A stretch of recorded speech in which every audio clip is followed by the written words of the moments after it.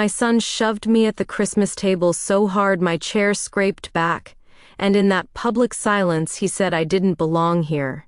He announced, "This place belongs to my mother-in-law. Get out," while my family stared, not knowing I had spent months preparing for that betrayal.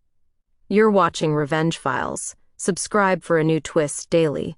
The fork I'd polished that morning clattered against the hardwood, and the gravy boat bled across the linen like a slow bruise. I caught the table's edge, failed, and hit the floor on my hip. Ethan didn't offer a hand. The room smelled of cinnamon, pine, and that bright hot stink of humiliation. Kayla's mother, Denise, sipped her red wine and eyed the crown molding as if she already owned it. "Stand up," Ethan said. "We're done pretending. Papers will be signed tonight." He had always been a boy in a hurry to be a man. He'd learned how to borrow voices before he learned to own one. Tonight I heard Denise's voice come out of my son's mouth. I stood, brushed flour from my skirt, and smiled with the teeth people use in photographs they hate. "Then finish dinner," I said, "because I'll be busy after dessert." He didn't know I meant it. Here's what I stood to lose: the 2-story Craftsman on West Sycamore I'd paid off last spring, my garden with the 3 iron arches, the extra bedroom that still smelled faintly of my late husband's pipe tobacco. My home was the only steady thing left after 40 years of marriage, 10 years of widowhood, and a lifetime of doing the right thing even when it didn't love me back. Denise had been circling my house since July. She consulted for small-time flippers, the kind who painted over outlets and called it a renovation. She said my stair treads were a liability, my attic a gold mine, and that I was house rich and cash poor. She said it like a diagnosis. Ethan started repeating her phrases: leverage, liquidity, consolidation. Then he set up meetings I didn't want, slid manila envelopes across my kitchen table, and called them pre-work so a buyer could move fast in Q1. But I didn't sign. I read every line. I checked the Franklin County Recorder's website once a week, sometimes twice. I put a camera on the porch and moved my file box, deed, insurance, the living trust my husband and I wrote, into a fireproof safe. I added a key code only I knew. I may be 61, but I do not nap through storms. We ate a silent dessert. The grandkids picked at sugar cookies shaped like reindeer. Denise's earrings flashed when she turned her head, weighing the room. When they left the dining room for the den, I gathered plates with hands that didn't shake and let the water run hot until steam ghosted the window over the sink. I waited for the garage door to rumble. It did. Ethan and Kayla lived in the apartment over the garage while they saved for a down payment. They said it like a promise. I dried my hands, locked the interior door they used to cut through the mudroom, and slid the deadbolt quietly. Then I went to work.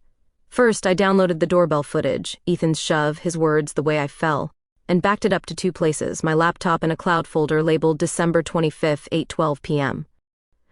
I took a still frame that caught Denise's smirk, enlarged it to the edge of distortion, and printed it for later. Then I opened my bank's app and removed Ethan as an authorized user on the old grocery account I should have closed months ago, the one with a lazy balance of $6,480. I transferred the entire amount to a new credit union account I'd opened in October. The app asked if I wanted a debit card. I clicked yes, but then I remembered the thing he didn't, the living trust. After my husband died, I'd become trustee and beneficiary. The trust owned my house, not me. The deed was titled to the Margaret Hale Revocable Living Trust, dated March 12, 2015. Selling it without me meant climbing a cliff I'd greased on purpose. I took the binder from the safe, laid the trust on the table, and reviewed the no contest clause my husband insisted on, a clause that cut out any heir who challenged it in bad faith. I slid a neon sticky note onto that page like a flag.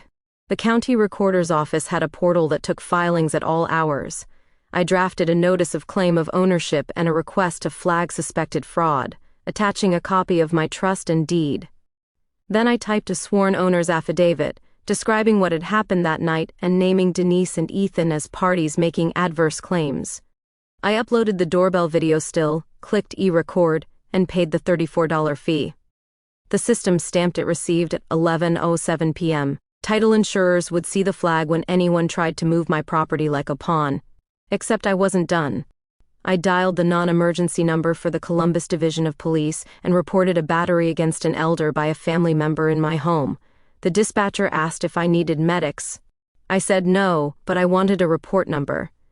Two officers came at 11:42 p.m. professional and tired. I showed them the video, they watched without commentary, then gave me a case number on a blue card and asked if I wanted an emergency protective order. The judge on call could issue a temporary one by phone. I said yes. They made the call. I told that judge my son had shoved me in front of witnesses and threatened to force me from my home. The judge granted a 7-day emergency order, naming me the protected party and my house as a stay-away location. The officers served Ethan upstairs and stood by while he and Kayla packed overnight bags. Denise had driven home already, she would learn in the morning. The officers left at 12:21 a.m., the house settled like it had exhaled. I texted my neighbor Rita, whose husband was a locksmith, and asked if he could rekey the exterior doors at sunrise. She said he'd be there at 7, $189 cash. I put the money in an envelope and taped it to the front door with a thank you note. I moved slowly, hip aching, but I moved. At 12:40 a.m., I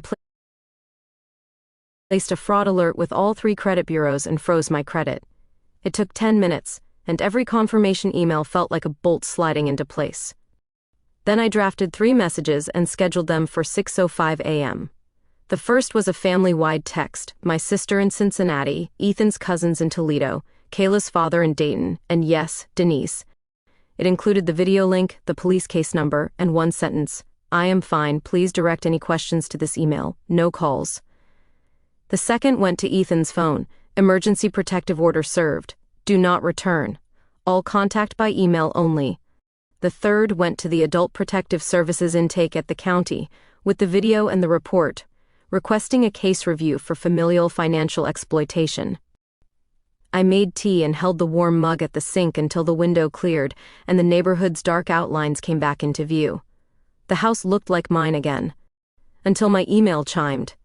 There was a PDF I had not seen, a permit request submitted 2 weeks earlier by Denise Collins Properties, LLC, seeking approval to remove interior non-load-bearing walls and convert attic to living space. The permit listed my address.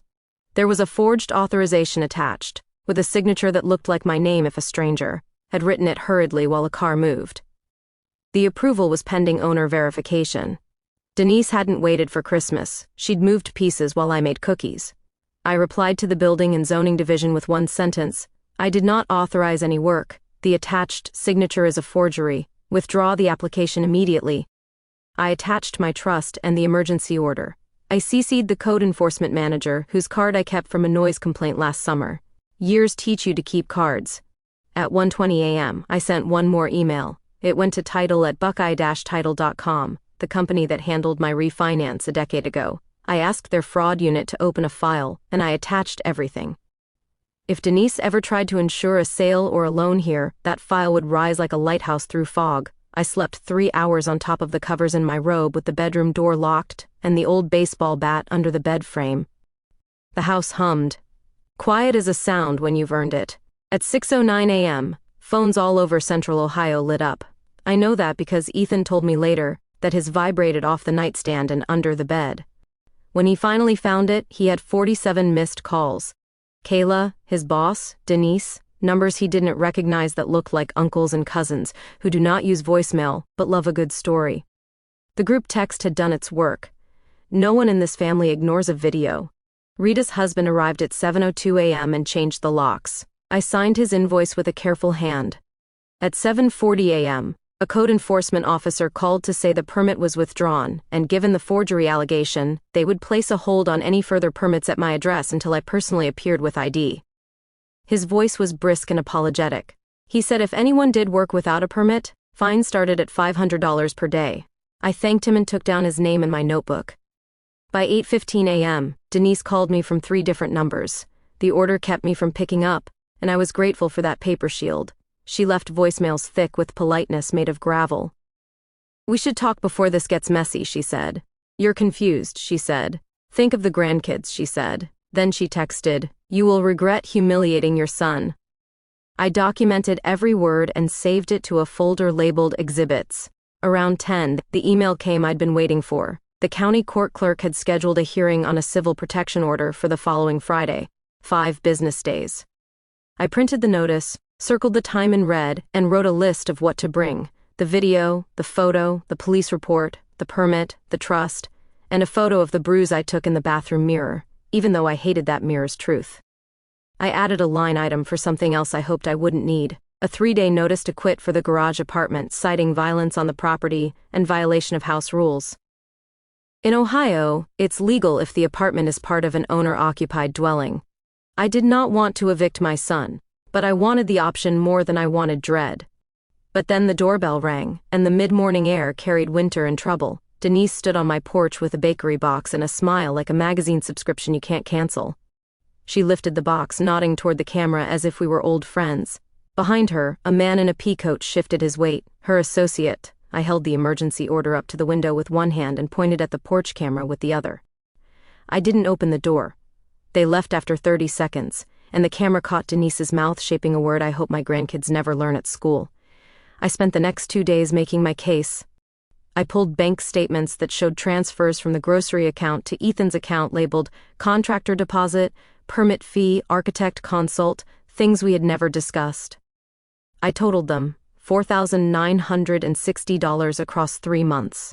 I printed Kayla's text from November. Mom says if we move fast, we can lock a buyer by January 10. I checked my gutters, my mailbox, the garage. I photographed the scuff on the floor where I had fallen and measured it with a tape measure for no good reason, except that numbers feel like order when life doesn't. Adult Protective Services called on Thursday. The investigator, a woman named Cheryl, said she'd be at the hearing. "This looks like a mix of financial exploitation and intimidation," she said. "We take that seriously." I thanked her and wrote her name in my notebook too. Friday came gray and sharp. I wore my navy suit and the pearl studs my husband gave me our 20th Christmas. In the mirror, the bruise on my hip had gone from plum to yellowed green. It looked like a storm leaving. The courtroom was smaller than television and smelled like copy paper. Ethan sat on one side with Kayla and Denise. He looked young in the way cruelty sometimes makes men look, the face of a boy who had run too far and didn't know how to walk back.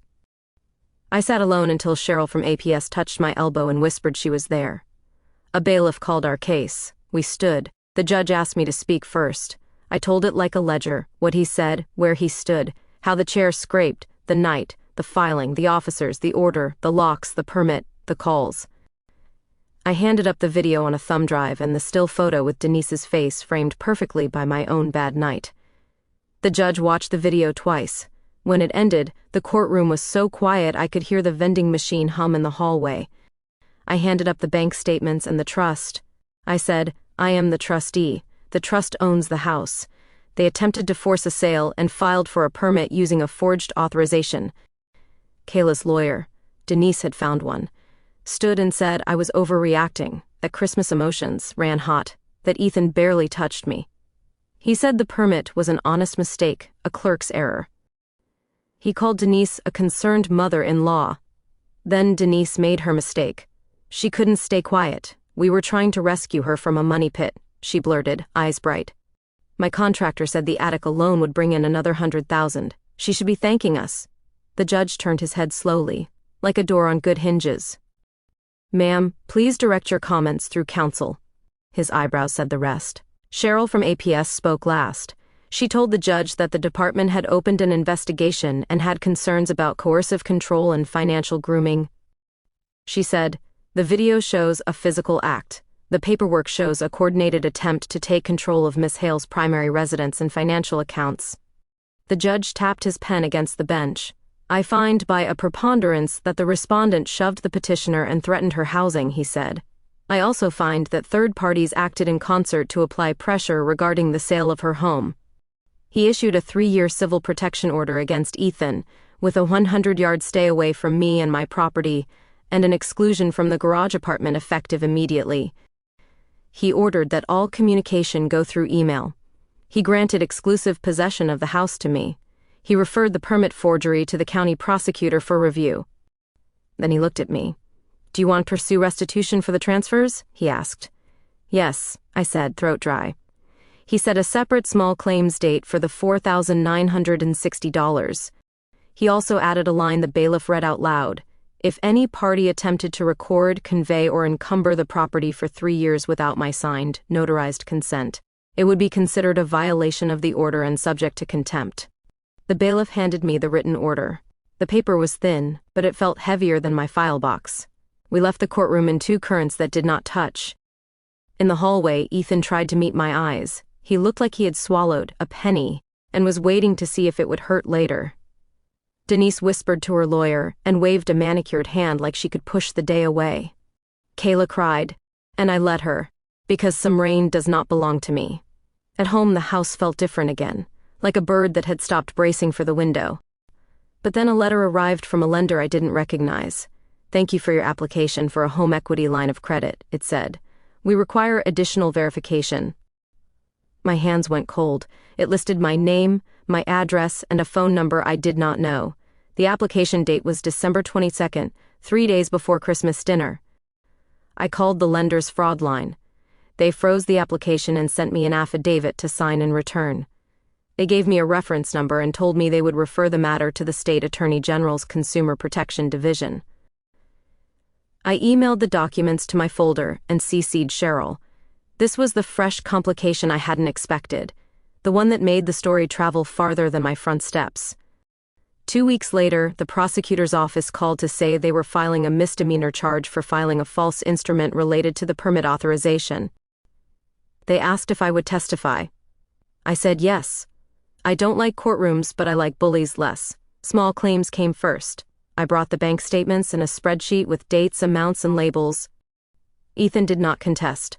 The magistrate awarded me $4,960 plus $89 in costs, payable within 30 days. When Ethan didn't pay by day 31, I filed a request for a bank attachment using the information Adult Protective Services helped me find. The clerk approved it. The county sheriff served the bank. On day 45, $5,049 appeared in my account like a ship you thought had sunk. The code enforcement case landed next. An inspector, prompted by the prosecutor's inquiry, visited Denise's current flip down the street and found unpermitted electrical work. That wasn't my case, but I heard about the $1,500 fine through the same grapevine that had once fed on my humiliation. When people who cut corners collide with people who measure twice, the tape tells a story. The criminal case over the permit forgery resulted in a plea. Denise stood in front of a judge and admitted to submitting an authorization without proper consent. She paid a $750 fine and was ordered to complete a 6-hour ethics course for contractors. I don't know what they teach in those hours, but I hope there's a chapter called Don't Steal Homes from Widows. Ethan obeyed the order. He moved out of the garage apartment that afternoon with 2 friends and a rental truck that blocked my driveway for 7 minutes. I timed it and said nothing. He emailed a week later asking to pick up the toolbox his father left him. I put it on the porch at noon, recorded by the camera, and watched from the upstairs window as he lifted it like a memory that weighed more than metal should. When the winter thaw came, I replanted the garden beds and replaced the cracked tile in the foyer that had wobbled for years. I attended the ethics course graduation at the community college because someone told me it was public, and because I am, in my way, petty. Denise avoided my eyes. She wore sensible shoes and a face that said she had not expected a paper cut to turn into a tourniquet. On March 12th, the trust anniversary, I met with a legal aid attorney for 50 minutes. We added 1 page to the trust, a clause that donated a portion of the house's future sale to a scholarship fund in my husband's name, and a paragraph that said any heir who tried to force a sale or invalidate the trust would receive $1 and my public disappointment. The lawyer laughed at that last phrase until he realized I meant it. The house remains mine, not because I love walls, but because they remember me.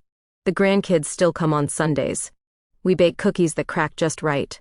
I watch the doorbell footage every December not because I enjoy pain, but because memory is a muscle, and muscles work best when used. Ethan and I are not a tidy story. We email once a month about the children. He has not apologized the way television teaches men to apologize. Roses, speeches, tears on cue. Instead, he shows up at school plays on time, pays child support without reminders, and asks permission before stepping on my porch. Sometimes that is what accountability looks like, not soft words, but quiet boundaries honored. The day the small claims judgment cleared, I printed the court receipt and tucked it into the trust binder behind the neon flag. On the outside of the binder, I wrote in black marker, "Read before you sign anything, even love." On Christmas morning this year, the house smelled like cinnamon again. I set the table with the same linen and the same stubborn gravy boat. When the family arrived, I hugged the ones whose arms have never tried to push me out of my own life. After dinner, my granddaughter asked me why the doorbell camera has a little scratch across the top.